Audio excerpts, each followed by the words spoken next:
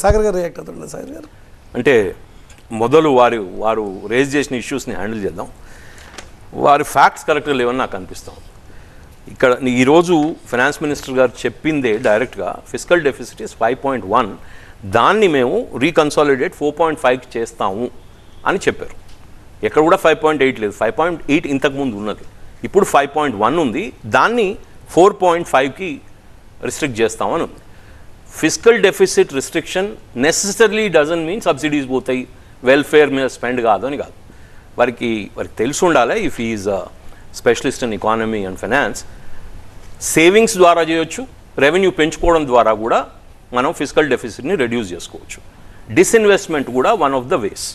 మరి అవన్నీ ఉన్నప్పుడు మీరు ఓన్లీ సెలెక్టివ్గా క్రిటిసైజ్ చేయాలనుకునే ఇంటెన్షన్ ఉంది కాబట్టి మీరు ఫిస్కల్ డెఫిసిట్ వీళ్ళు తక్కువ చేసుకుంటా అంటున్నారు కాబట్టి స్పెండ్ తక్కువ అవుతుంది. ఇన్ఫ్రాస్ట్రక్చర్కి 11 ట్రిలియన్ రూపీస్ అలాట్ చేశారు. అంటే క్యాపెక్స్కి 11 ట్రిలియన్.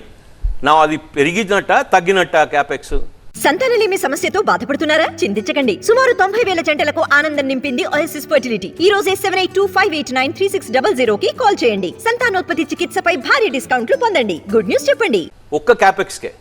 సో నేనేమంటున్నా అంటే వెల్ఫేర్ అండ్ డెవలప్మెంట్ని ఈ బడ్జెట్ సమతుల్యం పాటిస్తూ, అటు వెల్ఫేర్ అవసరం ఉన్న దగ్గర వెల్ఫేర్ చేస్తూ, మనకి గ్రోత్ అవసరం ఉంది కాబట్టి మనం డెవలప్మెంటల్ బడ్జెట్ పెట్టుకుంటూ ముందుకు పోవడం జరిగింది. ఇప్పటిదాకా 10 సంవత్సరాలు చేసింది కూడా అదే. అంటే వారికి ఎక్కడ మీరు పర్ఫామ్ చేశారు అని అడుగుతున్నారు కాబట్టి వారికి ఒక చిన్న I want give M indication of what is happening in terms of economy. Okay, so ఇప్పుడు రావు గారు ఒక్క నిమిషం మాట్లాడొచ్చా? ఒక్క నిమిషం సార్, మీరు మాట్లాడారు కదా, ఫారెన్ ఎక్స్చేంజ్ విలువలు అంటే రిజర్వ్స్ నిలువలు 285 బిలియన్ 2014లో ఉంటే 603 బిలియన్ ఇప్పుడు ఉన్నాయి 23కి.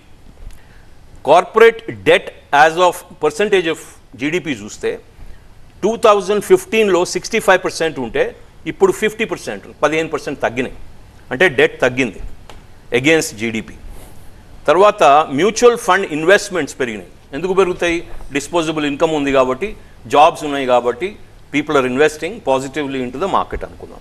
ఫారిన్ డైరెక్ట్ ఇన్వెస్ట్మెంట్ $22 బిలియన్ 2013లో ఉంటే ఇప్పుడు $46 బిలియన్ ఉన్నాయి. మేడం ఈరోజు కూడా వారు చెప్పడం జరిగింది.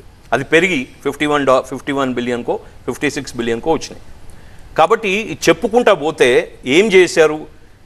ఎలక్ట్రిఫికేషన్ ఆఫ్ రైల్వేస్ చూస్తే 4100 కిలోమీటర్స్ ఈరోజు, అంటే 2013లో ఉంటే 28,100 ఈరోజు ఉంది. కార్పొరేట్ ట్యాక్స్ రేట్ చూస్తే 33.9% 2013లో ఉంటే ఇప్పుడు 22% ఉంది, తగ్గింది.